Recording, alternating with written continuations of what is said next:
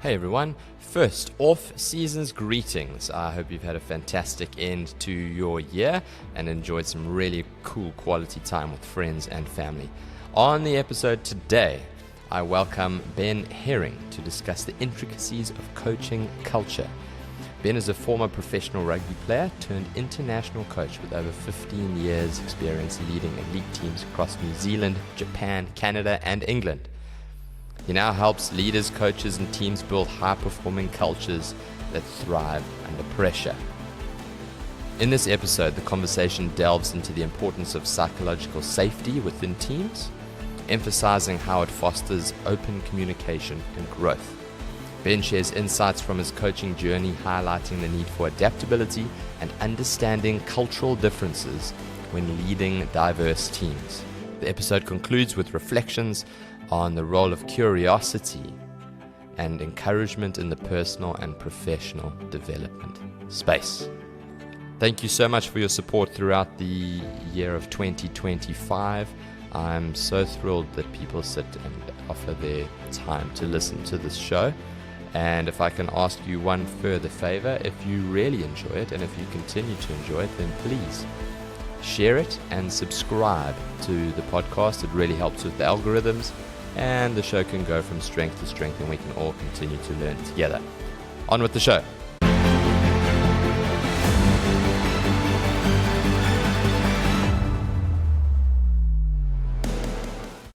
Ben Herring, welcome to the show. Lovely to have you, sir. Clinton, what a pleasure. Thank you for having me. It's an honor. Yeah, it's my pleasure.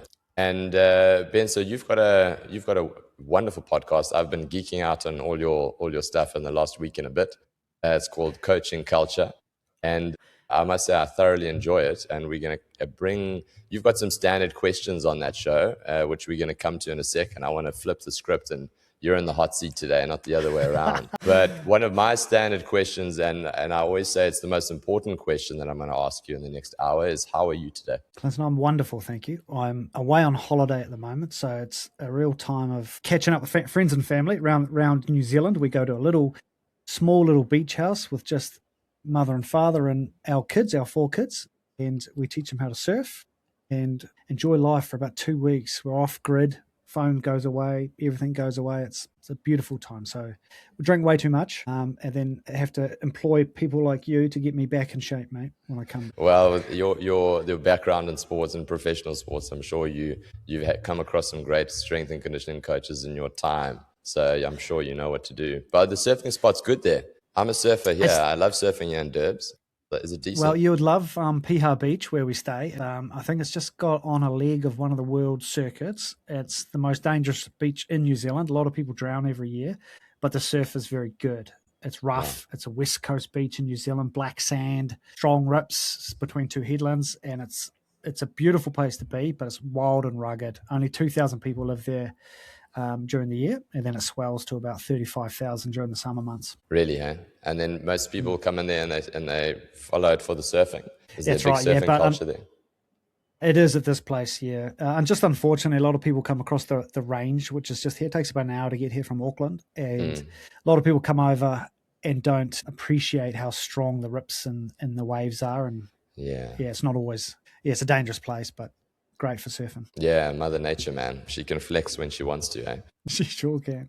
Yeah, Ben, coaching culture. You've started this journey on your podcast, and you have a standard question. You've had numerous guests. I mean, we're talking big-time rugby icons, legends of the coaching game and the playing game. Eddie Jones, Michael Catt, then the rest of the names avoid me at this time. But that's the one. Wayne Smith was the one I was listening to yesterday. So, I mean, big-time rugby playing and rugby coaching legends. And you always ask them the same question. Please define culture. What is culture? So I'm going to ask you that question because I want to hear from you. What is culture?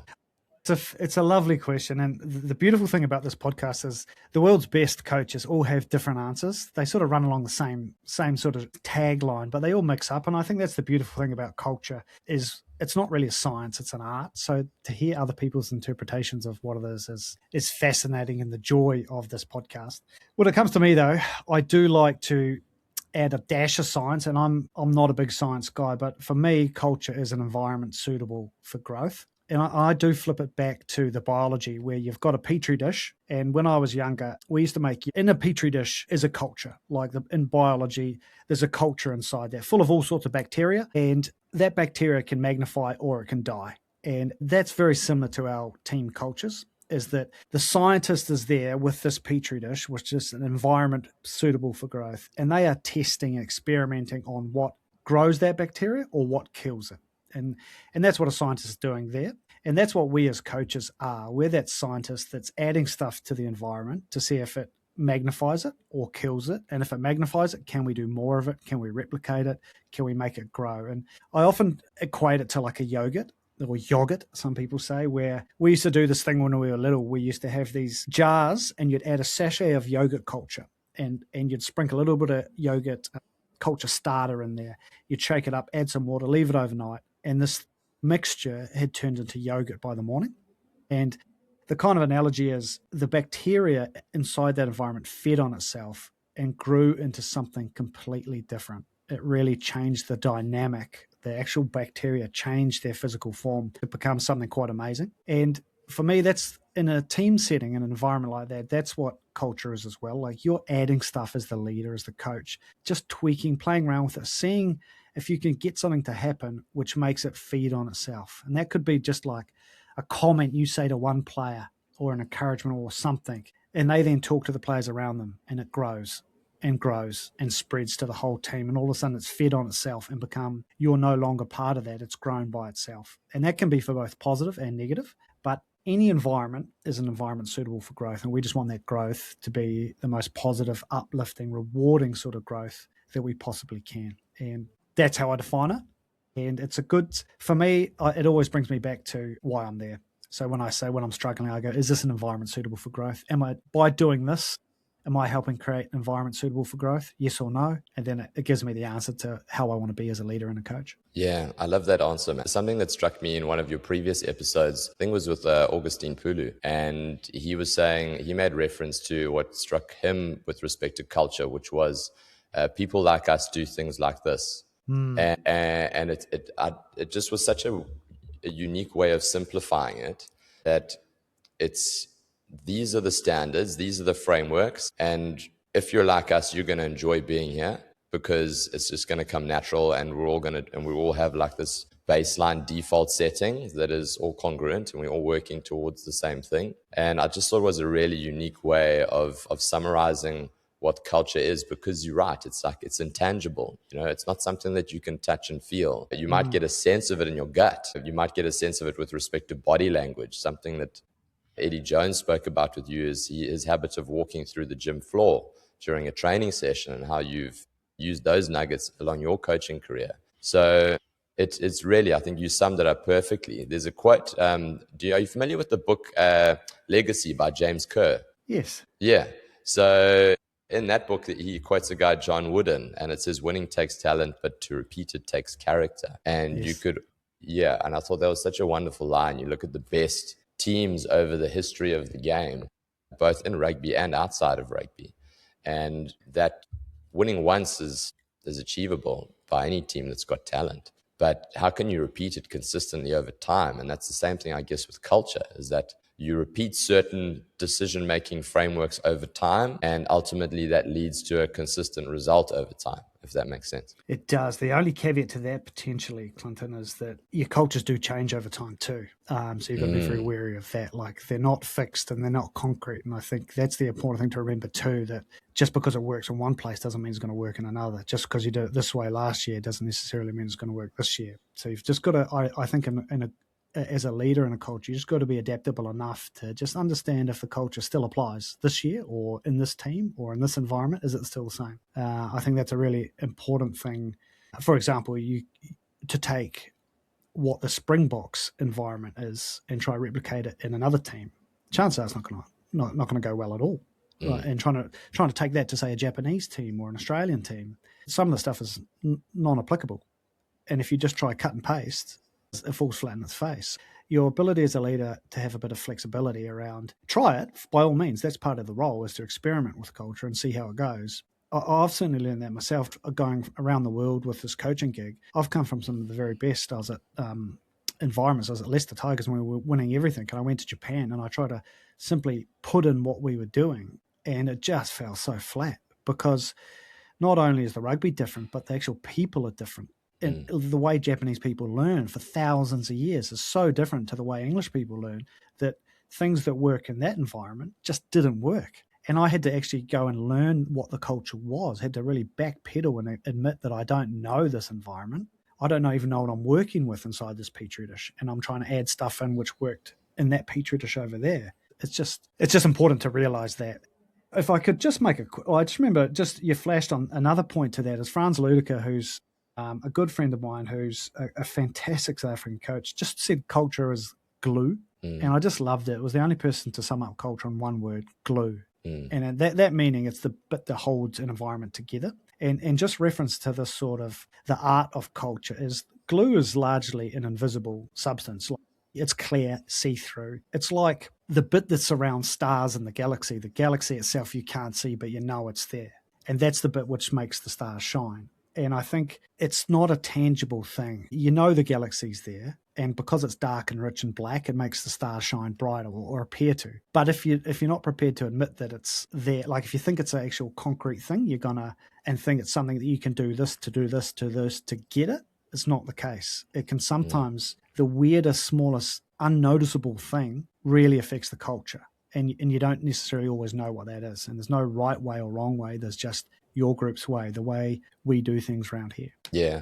What's ground zero then, Ben? So you move from one team to another, one organization to another. What's ground zero when you're looking to establish what the culture is that's existing? What is the culture that you're inheriting as a coach? What's the environment like? What's the first port of call in that situation? Well, I think there's two things. Firstly, as a coach walking into a new team, the first thing you got to do is you got to win the team first. The first thing you do is you got to earn the trust, the rapport of your team. That comes before anything else. And so there's ways to do that. But just before you do those ways, if you come in just thinking, right, I'm just going to instill what I know, the culture standards and things, all of a sudden people just go, like inherently they go, well, you've got no idea what we're about. And you're coming in with your way. And that reeks of a dictatorship or an authoritarian coach, which doesn't run as well as it used to in 20 years ago. And it makes people in your team just go, okay, we'll see. The first thing I think is important when you come into a new environment, certainly this is my experience, is a simple thing like knowing everybody's name to start off with. And that sounds like a silly thing, but when you're an organization of some of these big professional teams that are 100 people strong, if you can come into that organization and with 2 days' time, if you can know everybody's name, you're off to a fantastic start. And in places like Japan, where names for Westerners are difficult to pronunciate, if you can make the effort to have nailed that. And so my first week of any Japanese team I've been with is actually to go through that list over and over again, pronouncing every name, making sure I know all the photos. So I know 80% of the team members before I step onto the field. And then in the next 2 days, I'll make sure I know everyone I don't by standing next to the translator and saying, and that guy, and taking notes and go, right. So the first time I see that player, I can say, Yoshi, konnichiwa, genki desu ka? And he'll go, oh, wow. He might be the sixth choice hooker or player in the team. But then when I can speak to him in Japanese and say his name correctly, all of a sudden his first impression of me is now, wow.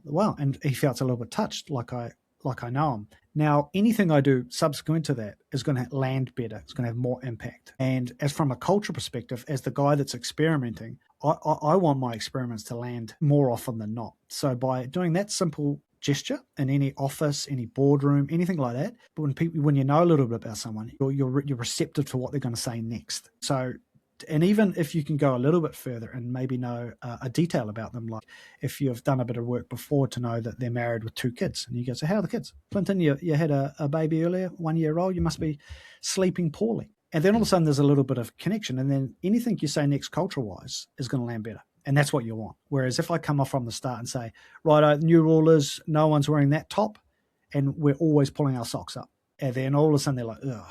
And it just starts on a really different tone. And it's an invisible tone, which you can't necessarily measure, but you know it's having an effect. And it's little subtle things like that when you go new places, and I have been to a lot, that compound and make a difference. And it's important to nail those first impressions, because they lead to whatever comes next. The second point of that is just knowing the sort of the bigger picture of why you're there for. For me, being a foreigner in a lot of countries that I go to, you have to understand the history of not only the rugby club, but the wider, the province or the country that I'm in. So I work for a lot of different companies in Japan, and like just understanding, how Toyota was formed, and one of the statements that I raised with the team when I talk about it was Toyota Rugby Club was set up in the middle of World War II, in the year of Pearl Harbor. And when you know those sort of details, then you just go, wow, there's a lot of pride here. There's a lot of power in the reason why this team was created. And when you draw on that and you just appreciate that, it really, and you make it known that you know these things about the history of the club and the people of it, it just really connects you with the bigger picture, the bigger reason why people are here. And that again has that invisible power to just make everything that comes out of your mouth next more valid, have more impact, land better. And when you're trying to be the guy that's helping drive and promote culture, that's what you want from your words and your voice. Yeah, I love that. So it sounds to me, purpose is a word that comes to mind with that. And secondly, identity. So creating an awareness and an identity around the history of a particular rugby club, for example, because identity drives behaviors and decision making. Transitioning from, on a personal note for you, as a professional rugby player, you played at a very high level. So for us in South Africa, we know about teams like the Hurricanes and the Highlanders, and you were part of those squads. And then it sounds to me like you finished off your career a bit earlier than you'd hoped to, your playing career, and then transitioned into a coaching role. How did those identity shifts happen, and how did you manage that role shift from player to then coaching staff? Yeah, it's always a tricky transition for professional players to come to retire. So I retired through getting knocked out too many times, and so it was very swift. The last time it happened, I knew I got carried off the field, spewed up, was a ball, like just tears in the change room, up in the medical room, just because my body was all over the show, sending scrambled messages everywhere.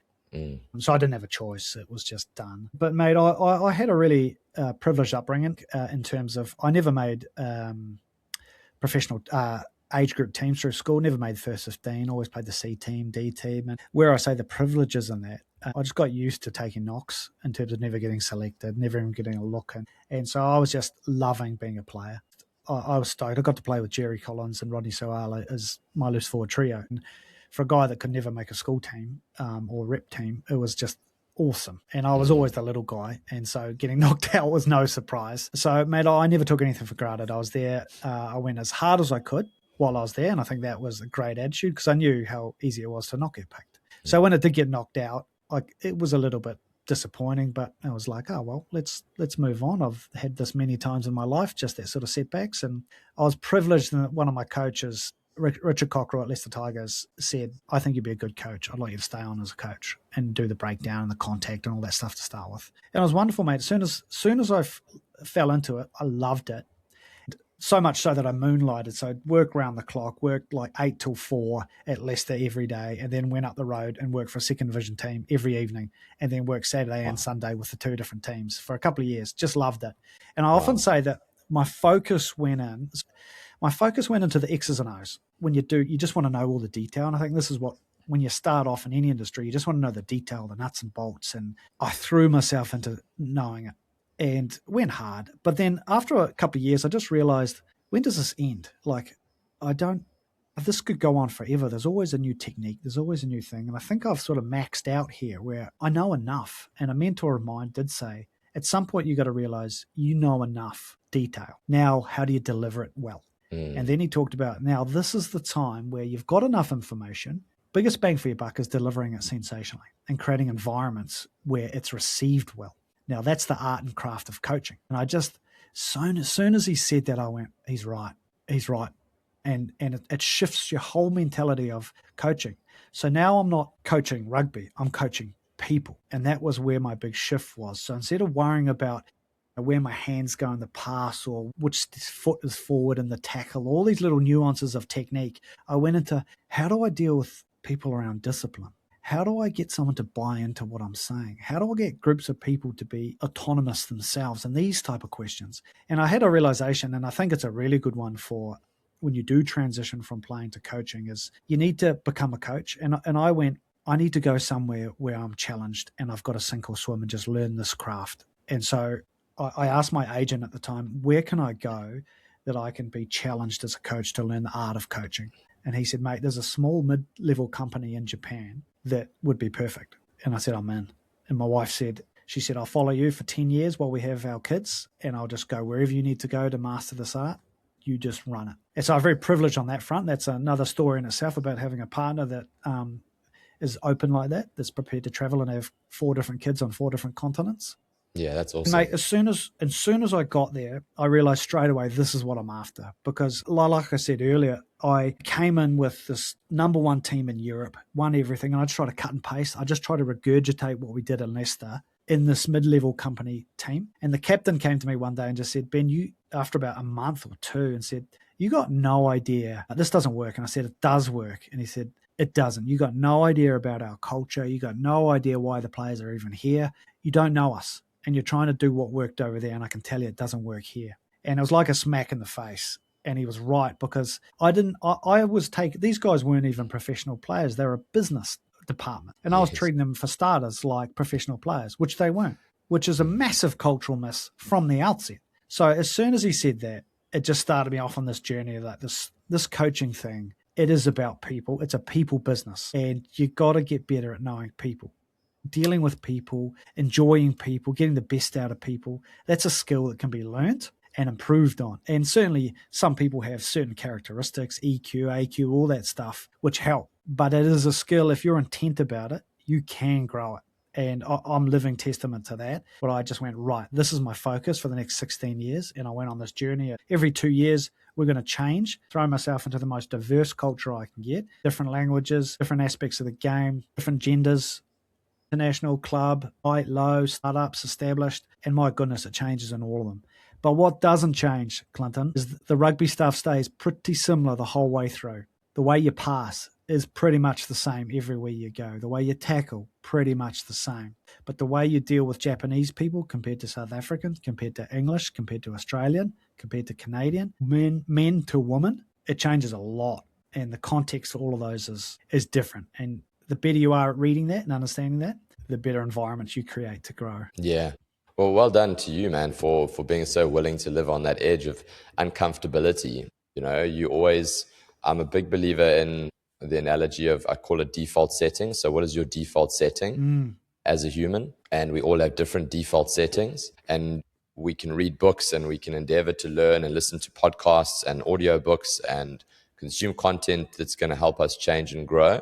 But you only find out if you've applied what you've learned when you're in periods of uncomfortability or discomfort, because that's when you revert to your default setting. And then you find out, okay, has my default setting changed? Am I still making the same mistakes that I was when I was last year in this place, in this feeling? If I am, then I haven't applied what I've learned. I need to go back to the drawing board and learn more and then apply more. You're now in a different situation, same level of discomfort, but now treating that situation differently, then that's an example of growth, and that's an example of your changing of your default setting, which I think is so important. And it has to be undertaken voluntarily. It doesn't happen by mistake. You know, you have to make a conscious decision. I'm going to this country to learn how to coach people. And then I'm going to go to that country, and it's going to happen come hell or high water, you know? Yeah, mate, I think that word conscious that's the biggest piece in that one. The default setting is an unconscious setting, and it's there. If you do nothing, if you're not aware and conscious, you head back to that. Mate, I actually had a lovely one when I was a young kid, which I probably stemmed to a lot of this, which I always give him credit for, is my father said to me when I would have been about coming up to leaving school, so 16 or 17 years old, he sat me down and said, Ben, I just want to tell you this, like, I've got a lot of good traits in me, as my father said to me, and you should keep those. But I also have a lot of terrible traits, and you should work to not have those. And I just really thought it was some of the best fatherly advice he gave me. And essentially what it said to me was, you can choose who you want to be. Like, your default pattern is me, your father, unless you consciously set about which bits you want to keep and which bits you don't want to keep. And that, for me, when your father says something like that to you, well, I found that really powerful, because it just made me critique him and go, actually, I want to be a better public speaker than my father, because he's no good at that stuff. And so, right, let's practice that. Let's make a conscious effort to that. Like my parents were a different generation, so they don't say, I love you. So I tell my kids every night, I love you. And my parents don't hug or kiss or anything like that. So I do that to my wife every day. And now it's automatic. Now my new default pattern is one which is definitely not my father, which is good in those regards. And in some of the regards, I say, I'm definitely keeping that aspect of dad. Yeah. Yeah. Some things don't change. Yeah. Some things stand the test of time, but that's so cool. And it speaks a lot to the same-sex parent and how much of a role that they have in the development of that child. And it's a tremendous responsibility. And it sounds like your dad's obviously done a very good job. So kudos to him. He goes all right. Yeah. I certainly didn't get my my dinner cooking skills from him. Clinton, me and him, mate, we've kept that one. Our default pattern is terrible cooks. Oh, really, yeah. Yeah. No, but you see, that's wisdom though, hey? Because if you become good at it, it becomes your job. Well, you marry someone who loves it and enjoys cooking it all the time. Go. So you outsource it. Yeah.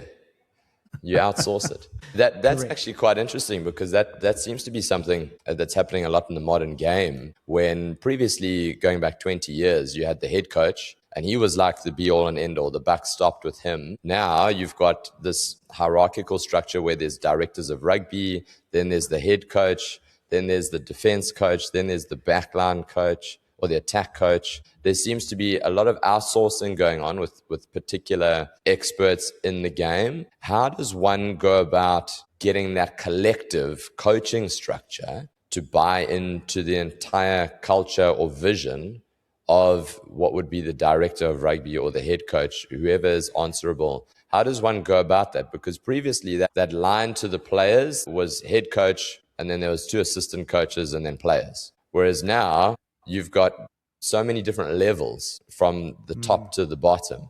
Has that changed in the way that we communicate with our rugby teams in any way? Yeah, I think that's a reflection on a changing society too. I think the way that you coached and led 20 years ago, for example, is very different, and probably in all teams, not just rugby, but in probably a lot of business environments as well. So if we look back 20 years ago, the cultures and teams were very different in terms of the head coach was more of, I say this, it gets done. If you don't like it, you're out. That's how much, and no one really stood out and said, well, actually, I'd like to know a little bit more about why we're doing this and have that sort of chat. It didn't really happen. I'm now a director of rugby at a very good school in Sydney, and the generations that come through, they need and want more reasons and the whys, and it's not good enough now as a head coach or director of rugby just to say, this is what we're doing it. It can work, but if you do too much of it, the little murmurings happen, and you've got to be a little bit more perceptive around modern society changes, and that people, athletes and younger people, do need a level of conversation, explanation, a little bit more empathy around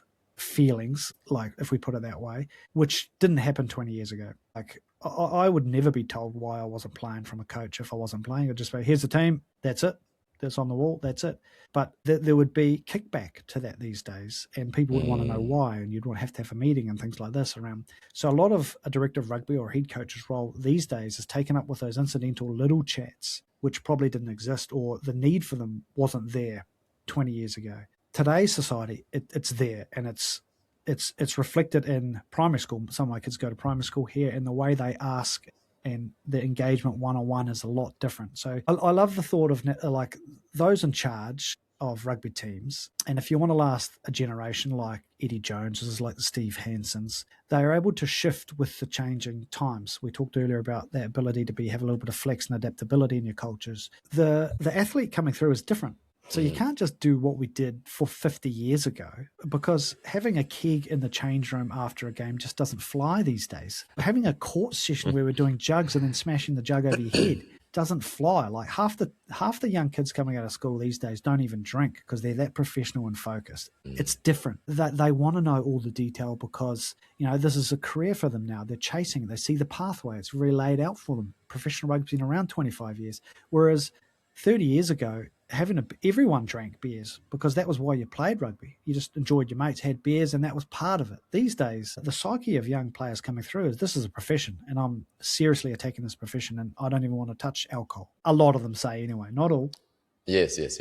So, I think it's important, just that little distinction between a head coach's role now and 30 years ago is there's a different level of man management required, and it's more individualized, it's more personalized, and it has to be because that's what the clientele expect. And so the good head coaches, the good director of rugby understand that, and they're able to outsource and delegate some of the technical X's and O's a lot more. So you'll see in a lot of international setups, the head coach or the director of rugby doesn't necessarily even have a remit on the game. Like they might not even have an area. They're just the head coach. And then all the speciality bits are delegated out. And that's because there's so much incidental conversations, which are really important for today's athlete and society, that it does take a lot of time and it takes away from your ability to actually lock into the X's and O's. That's fascinating. And just on that, Clinton, it needs to have that figurehead because you want your technical coaches who are actually coaching the X's and O's of the game to not have to worry about all those little conversations. You want your head coach to have all the selection meetings.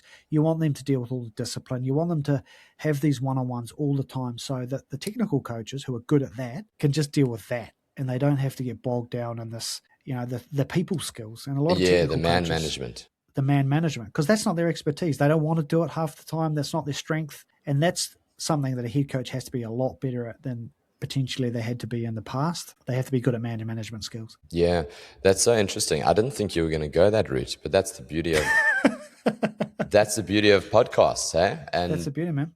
Having people on and having these really, really cool discussions. Something that's come up often in my prep for this with respect to culture is psychological safety or safe conflict and the importance of that in a team environment. And I got thinking about that when you were talking about the generations and how it's changed over time and how perhaps 20 years ago, my perception of it is that if you were a youngster, you just had to try and survive. And eventually, if your rugby was good enough, you would then be embraced by the older guys and then you'd be part of the team and off you went. But you didn't say a peep until such time as you got that approval. Whereas now the need for recognition and the need for being able to feel like you're a part of the team and being able to share your opinion in a safe space without being shut down seems to be quite rightly so, a very crucial part of culture within the team environment. Would you agree with that, number one? And number two, how important is safe conflict? Yeah,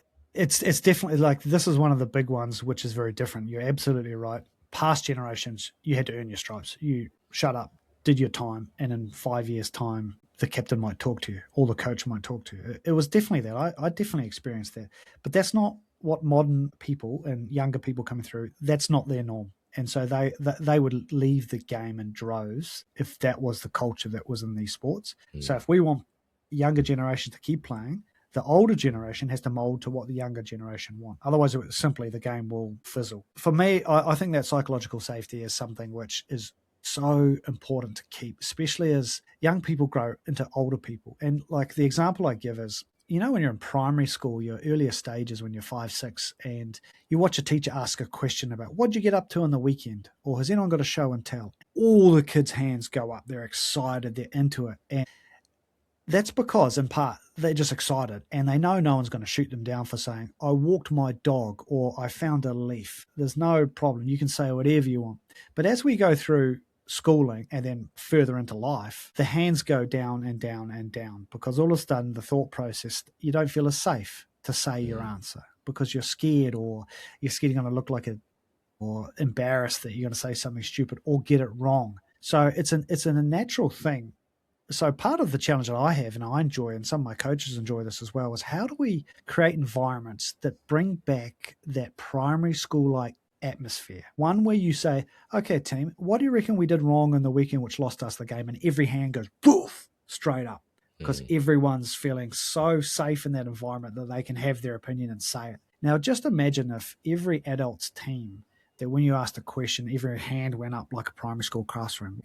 For me, that's an example of what an amazing culture would look like. And that's just an environment suitable for growth where everyone's prepared to just bang what their thoughts are.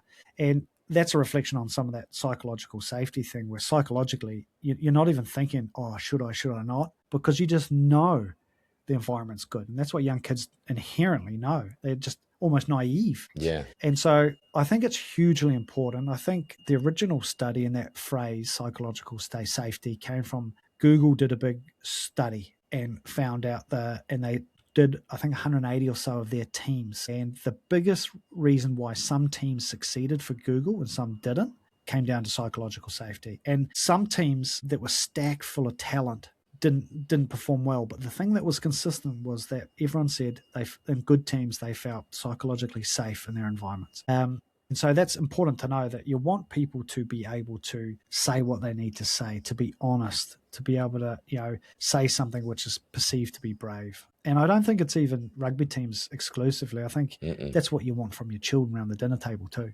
You want them to say, exactly, I stuffed up today, Dad. I did this. And you're like, well done, mate. And then we've had a few of those conversations where our young kids have done something they shouldn't have, and to feel safe enough and loved enough that they can just own stuff which they know they didn't do well, implies that there is an environment there which is creating that ability to do so. So that's a good example. Like if my son does something and he confides in me, now we can work with him and help him do the next step. Because in life, it's not always what happens to you, it's how you respond, right? And that's the same in sport. It's how you respond to what's happened to you. But the moment you can be in environments where it's safe enough to say potentially any mistakes you did, then the quicker you can respond well to them. So we can say, okay, mate, you've got to go now apologize to that guy for what you did. And it's going to be embarrassing and you're going to be scared, but I'll walk you with you. We'll go tomorrow. We'll talk to the neighbor why you broke his fence because you're angry that you whatever. And mate, if I have to help you fix the fence, I'll do that. And then it gets done and he learns a lesson and he gets better for it and he knows how to respond better next time. Same in any team. Say you lose by 100 points. I've been in environments where, and this is a good example of a good environment we had, where we watched a whole game back to back and we stopped it at every breakdown and said, what would we have done better here, or is this fine? And I had a young kid who was on his debut said, Coach, I'm not in this clip, but I remember this thing, and I'm not in this clip, but I don't know what I was supposed to be doing out here. I was standing out here on the wing and I didn't know what I was supposed to be doing. And I remember just I turned to the room and going, who can help him out what he should have been doing? Because I couldn't even picture what he was talking about. And one of the fullbacks said, oh, mate, I actually need you to be back here. So if you were back 10 meters, that would be better next time. And I remember reflecting on that. The young guy on debut, he didn't need to own up to something he didn't know because he wasn't on the frame. But he felt psychologically safe enough that he wasn't getting bullied or laughed at, or the coach wasn't going to drop him, that he said it. And as a response to that psychological safety in the room, someone's given him a key bit of information which he won't make a mistake on again, and he's better for it, and the team's better for it, because that setting, that environment was suitable for growth. And he was like, yeah, bang, I'll say it, like a primary school kid. Yeah. And for me, we as coaches reflected on that after that meeting and just went, how good is it that he actually owned that? He didn't need to, but he did it. He felt comfortable enough in the environment to want to learn. Yeah, that's so interesting, man. And that is exactly, I think, a perfect example of an environment for growth, like you said. Coming back to that book, James Kerr, Legacy, he spoke about creating culture, and in there he repeats the phrase, ritualize to actualize. And that was something that came strong. Yeah. Ritualize to actualize. And that was something that was a common theme in the All Blacks over that time when they were just absolutely smashing everybody. There was a time, I think they were the most successful sporting team in the world, not even rugby. And that was something that came across in his book quite extensively. He made mention of it a few times. So, I think of like a meeting like that and how that might become something like a ritual, for example. So when the next youngster comes through in the team meeting, he's seen that and you're ritualizing to actualizing. And ultimately, that's what leads to sustainable growth. And the same thing is, I look at my client base, and both in a team environment with the varsity rugby side that I work with, and then my private clients who are general wellness, golfers, athletes, a whole kaleidoscope of different people. But that's also like my team. If they feel like they have the psychological safety to be able to say, hey, Clint, I didn't eat well like last week. Like last week was a shit show. I had Christmas functions and I did this and I did that. And you asked me to go for a walk and get, 5,000 steps. I didn't even do that once. But that for me, I would much rather have that than have somebody who tells me what they think I want to hear. And because we can't move forward from that, because it's just smoke and mirrors, you know? And so then somebody says, no, Clint, I'm eating so well, man. And I really don't understand how I'm putting on weight. And I'm like, no, man, we need to flip and get over this thing, and we need to just shoot straight. Like, what is it that's going on? Why are you not making sessions? Why are you not eating well? Just tell me, because that is the biggest hurdle that people have to overcome and that speaks to the psychological safety is just level with me. It'll be okay. We're here to grow together. And if I don't have access to the information, then I can't advise you on how to go about rectifying that. I think I love what you said there. And I reckon it's, well, I don't reckon. It's the same principle as some of this other stuff we talked about around the people management stuff. Like, we talk about psychological safety as a word, and sometimes we leave it as a word, but it is a skill set to practice and to be good at creating psychologically safe environments. So as a leader and coach, it's important to recognize that it's not just something you say, it's actually something you can train to be better at. And there's lots of ways you can do it, like courses and things, but I like to just make little rituals. And like you talk about that ritualization, but creating rituals around making people feel safe in your company is something you can practice in every interaction you have with any human being ever, from the lady at the supermarket to your taxi driver, to your wife or your husband, to your children. Every interaction you can practice how you are leaving someone psychologically.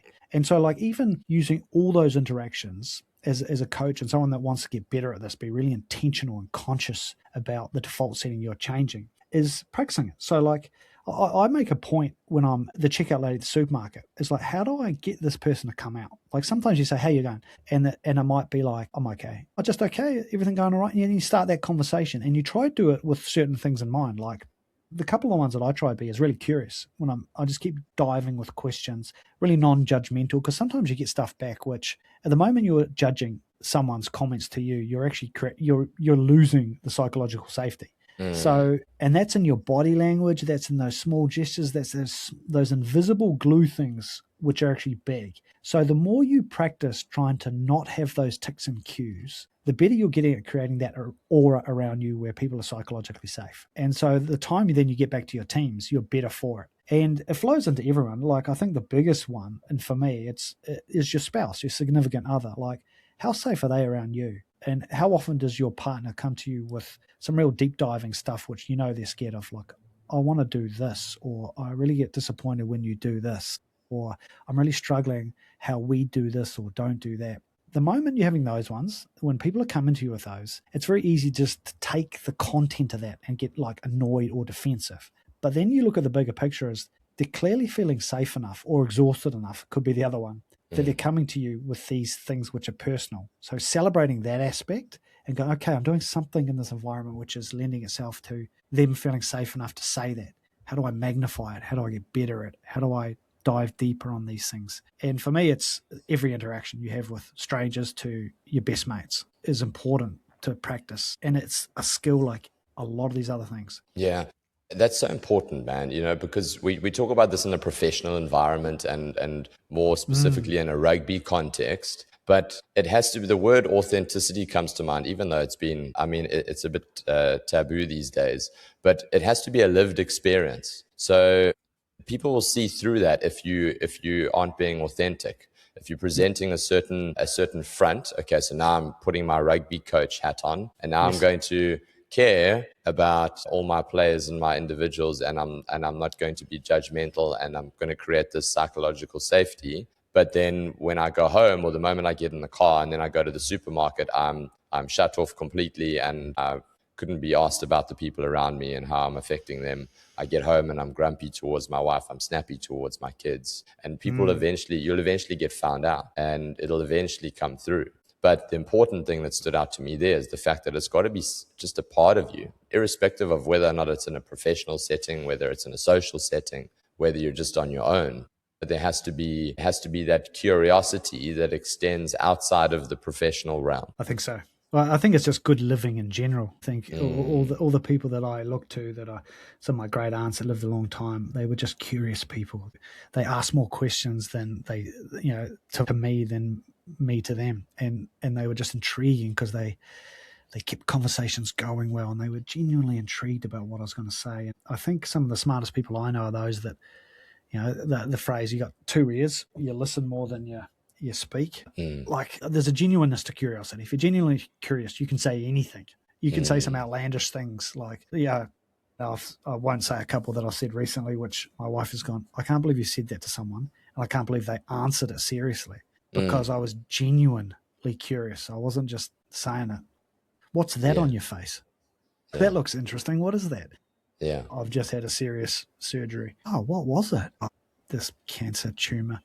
When did you find out? And then it goes on. And then all of a yeah, sudden yeah, we're yeah. talking deep about all these horrific things, but it's as if we're talking about old mates. And it's just from that curiosity base. Yeah, that is something that has to come through, for sure. Again, it's not something that I think that you can manufacture. It's something that has to be a genuine curiosity about an individual, a person, life in general, because that is ultimately it.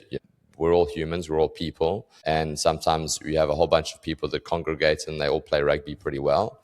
Sometimes you have a group of people that you all live together, and other times you have a group of people that find themselves in the same supermarket at the same time. That we're all just people with different experiences, beliefs, etc. And I think if we can all be a little bit more curious Mm. about one another rather than judgmental and imposing our own belief systems and good or bad habits as we might perceive them, I think, again, we go back to that high growth environment. It's fascinating, mate. You just got me thinking then about, like, when you said we don't manufacture it, but I reckon a little bit we can. Someone's got to manufacture it. And I Mm, think the first person you look to is yourself, because we talked earlier about, and the young kids put up their hands, they ask questions in primary school the whole time. Like, if you go out with my 7-year-old son, it's just question after question after question after question after question. And then in the end, you have to say, hey, mate, let's play the quiet game. You have to do that. But as we go in life, mate, we ask less questions of everything. Like, when's the last time you asked your wife, what's her favorite dress, or why does she wear that? And, asking questions, you lose it. You lose everyday life. Like, when's the last time you asked the lady behind the grocery store counter, how is she? And mm, what's her favorite part of the day so far? Most people don't do it. You just go in this default pattern where I'm buying my milk, I'm buying my bread, and just leave me to it. But when you're little, there's questions all the time, but you slowly lose that curiosity towards life. So I reckon a little bit of sometimes you have to just check yourself and make sure you're not in an unconscious state where you're just rolling through and being aware and being conscious about the person you're becoming, the leader or the coach you're becoming. Asking questions is a good way to do it from the start. Just how many questions are you asking every day of mm. strangers or your best mates? Yeah, it seems like it's a very childlike thing, and the importance of of bringing through that inner child. And we all have the inner child in us, Mm. and there's a lot that we can learn from that, and trying to reignite that genuine curiosity and genuine asking questions of how the world works. Asking questions and questioning what's going on leads me to this. Have you changed your mind on anything recently? This is one of my favorite questions on the show. Yeah, I have. Yeah, I change my mind quite regularly, actually. Mm, Big things that I've changed my mind on. I make a point to acknowledge when particularly to my wife. My wife and me are polar ends of the spectrum around things, so I often change my mind on things with her. I think what would be the biggest one right now? The way we deal with our children have changed, from starting being a parent to now my oldest is 16. I thought for a period early in parenting that you had to be a certain sort of parent. Like, a lot of coaches think you have to be a certain sort of coach. And I thought I had to be this little bit stricter, hard rules, or else they would go off the rails and become something that wasn't great. But I've found I've changed my tune completely on this now, that I think the most important thing as a parent is just to be always there and show love to your kid all the time. I used to think that being gentle and caring and loving towards people would be seen as soft, and people would take shortcuts around that. But I've found in rugby and in childhood, the more care and love you give people, the more they listen to what you say and do when it comes to the important things. And I never thought that would be the case. I thought if I was always a loving, caring father, that when it came to like sneaking out at night, that they potentially would do those things more often because I was a soft touch, and I found the exact opposite. And I actually found the exact opposite in my coaching as well, when I keep a very even keel voice and I only rear it up when it really needs to land, like a strong, stern voice about behaviors and values that are broken, nothing else. And I thought early on in the coaching that the same thing, that I'd have to, if someone dropped the ball, I'd have to get angry with it because that's what coaches do. And that would stop people doing it again. But as I've gone on, I believe it does, people get indifferent when you do that. But when you don't do that very often, and when you do it about a behavior or value that's broken, then it really lands, and you only have to do it once, and it sticks a lot better. That's probably been my biggest shift, just through experience, really, and testing, experimenting that stuff and being open enough to be reflective on it. So that'd be the biggest thing that I've changed, I suppose, or changed on. Changed your mind on. Yeah, that is unbelievable. It's I didn't understand the importance of parenting, and I don't think you can until you are one. But it's just this monumental responsibility, and you want to try and you want to endeavor to be the best possible parent that you can, because, well, for starters, that child didn't ask to be brought into the world. You brought it into the world. So you better do a bloody good job, or at least try your bloody best.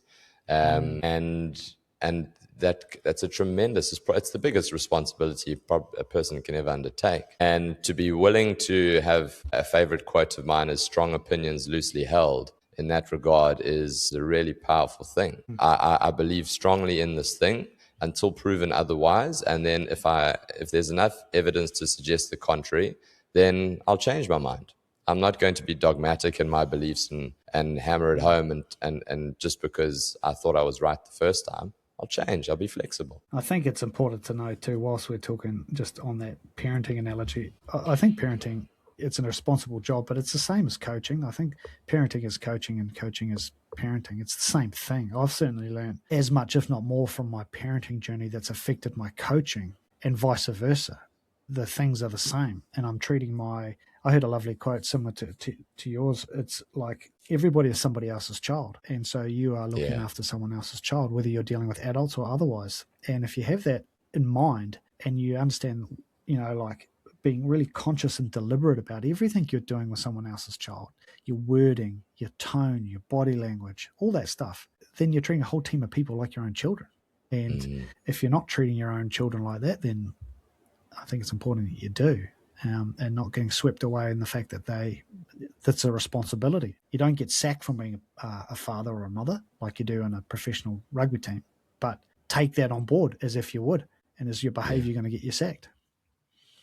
Yeah, you often hear of the great coaches in different teams as them being a father figure to the group, and it's no coincidence that phrase gets tossed around a lot. So yeah, I can completely attest to that. Actually, that Augustine Pulu podcast we did, and they talked about Wayne Smith said to him about, if you want to get the best out of Polynesian, you don't coach them, you father them. Yeah, and I think that applies to every nationality. I think everyone would love a coach with that mindset. Yeah, you know what I've learned over the last, I would say, probably month is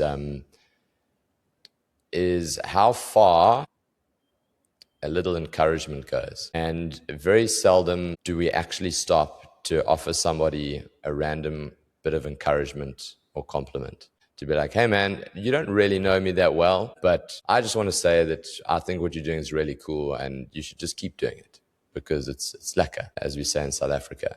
And and it goes such a long way, because it's remarkable to me how little encouragement a person actually needs to keep going. But then similarly, it's so sad that people don't get it as often as they perhaps should. And then again, it becomes a question of, okay, well, what's your lived experience? What would you like to put out into the world? So for me, that means people, if they want to do something and they're passionate about something, then you should tell them that it's cool and that they should keep going. And you never know what ripple effect that might have on a person if they've had a bad day or whatever. Yeah, I think that's beautiful. I think it's really important. I think the more of it you can do, the more ripples you spread and leave a wake of gratitude behind you. I think it's one of the keys to life, probably. Yeah, exactly. Ben, what a wonderful way to finish, man. What are you excited about? Tell people where we can find you if we want to listen more to coaching culture. Where can people find you? Mate, firstly, thank you for the show, Clinton. I've really enjoyed this conversation. It's lovely to sit on a holiday and just reflect on this stuff. It's really, you always go away from these chats invigorated, which I love. Coaching Culture podcast with Ben Herring is on all Spotify, Apple Podcasts. I'm big on LinkedIn these days. Books out, which is on Amazon. We've got a couple of books out now on Amazon worldwide about how to be a great coach, and the Coaching Culture podcast. Mate, 2026 for us is going to be a huge year. I've got the bug on this, as yourself do. The podcast, I'm just looking to get better guests, grow the guests, and and just become entrenched like yourself in this sort of space. It's fun. I get a buzz out of it, so I just want to do it as best as I can do and share the joy with as many people that are interested. Wonderful. Ben, thank you so much for your time. I've had a fantastic time chatting to you as well. Keep up the great work and have an awesome break and an awesome Christmas. Thanks, Glenn. Appreciate it, mate. Thanks for your time, mate. Thanks for the invite. It's been wonderful. It's lovely.